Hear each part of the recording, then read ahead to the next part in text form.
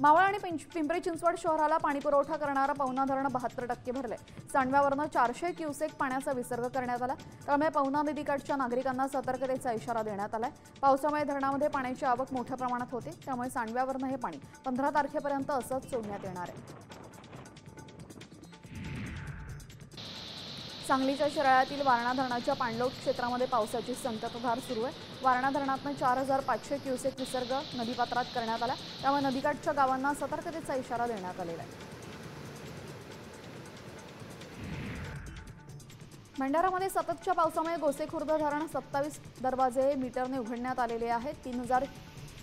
3044.33 cusec पाण्याचा विसर्ग सुरू आहे, त्यामुळे वैनगंगा नदीच्या पाणीपात्रामध्ये वाढ झाली असून नदी दुथडी भरून वाहते। नदीकाठच्या गावांना सतर्कतेचा इशारा देण्यात आलेला आहे।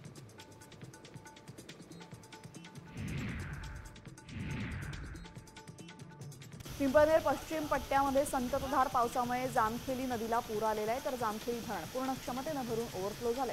धरण भरल्यामुळे परिसरातील शेतकऱ्यांना आणि नागरिकांना मोठा दिलासा मिळाला।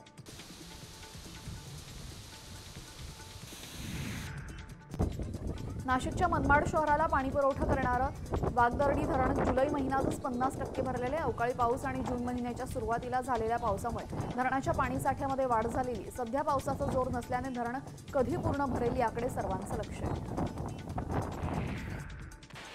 अहिल्यानगरमधील राहुरीचे मुळा धरण निम्म भरलेले।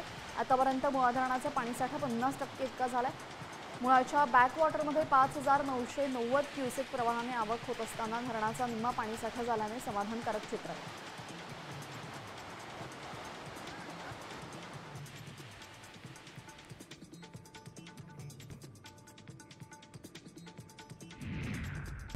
आता isakal.com आहे देशातील नंबर 1 ची मराठी न्यूज वेबसाईट। प्रत्येक अपडेटसाठी isakal.com ला नक्की भेट द्या।